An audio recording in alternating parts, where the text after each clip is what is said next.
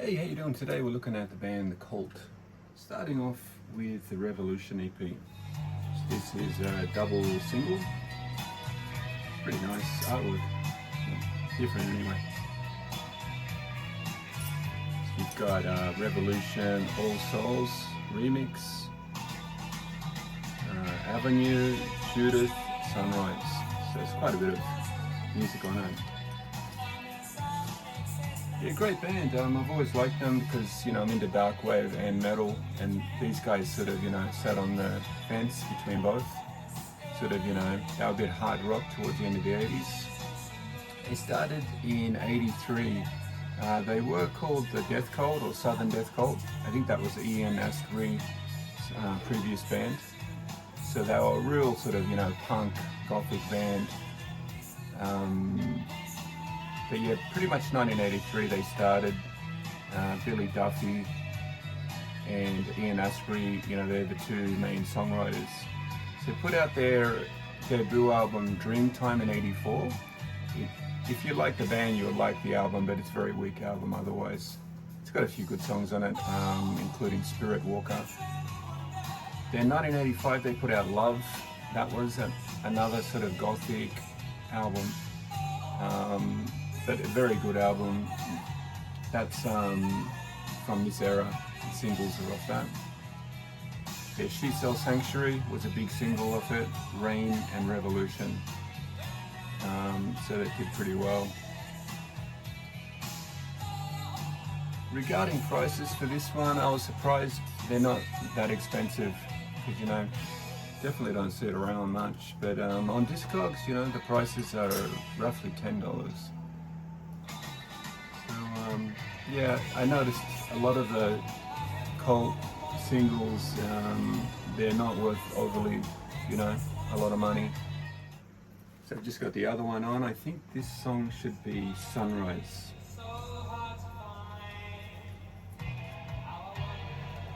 He's got a great voice, a bit Dawsey, Jim Morrison.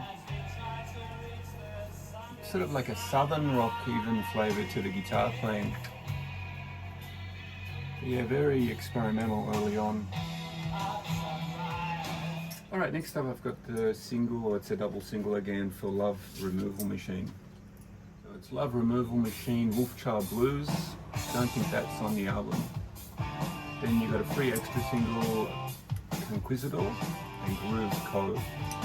So yeah, a lot of music once again.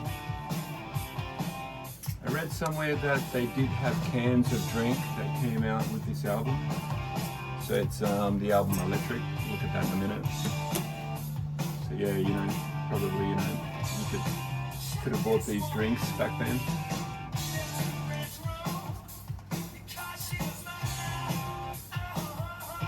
Yeah, this, I think this was 86, 87. So I'm pretty sure it came out before the album. Yeah, Electric, it's kind of like one of their peaks, of popularity.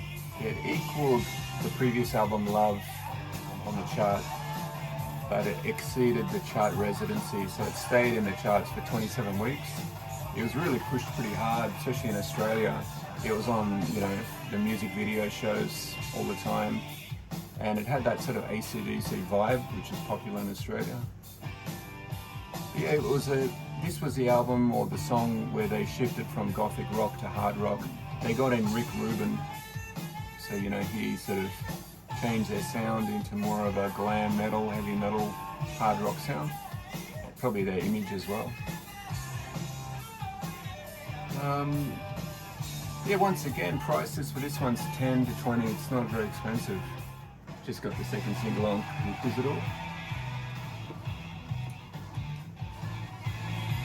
Heavy guitar.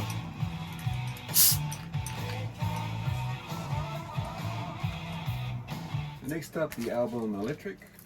So the first song I think is Wildflower. This is a pricey record, this is a gatefold actually. So on Discogs, yeah, you're looking at basically probably 40. If it's in good condition, can go over 100.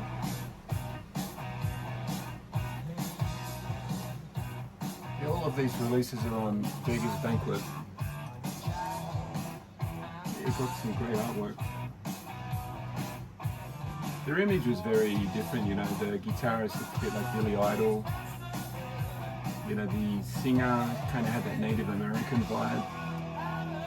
You know, they didn't really wear leather and chains and things like that.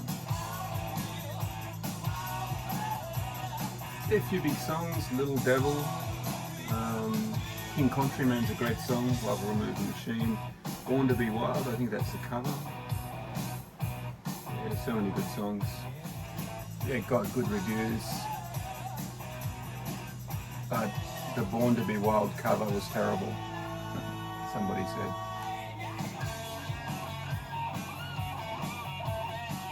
So the Cult put Sonic Temple out in 1989, Billy Duffy on the front album cover. That had a couple of big songs on it, Fire Woman and Eddie, Sun King, Sweet Soul Sister. And then 1991 they put this album out, came out in September, did pretty good in America. Wild Hearted Sun and Heart of Soul, they were singles. So, but the band were going through some trouble. The bass player pretty much left the band and retired from music not long after. I think the singer and the guitarist weren't getting along either, some sort of problem. But yeah, the album did really well. It was influenced by, you know, Native American culture for some reason. But yeah, the album has this little boy on the front, and the band got sued for $61 million by this kid's parents. The court case got dismissed, but then there was a separate case filed later on. So, you know, they were in courts a long time about this album cover. Yeah, this was right when grunge was getting big, so, you know, it did well, you know, up against grunge. This CD is the Japanese one, so I'm missing a white obi strip with red and blue writing. I was surprised, you know, if you've got it with the obi, it could be a $50 CD. Folds out.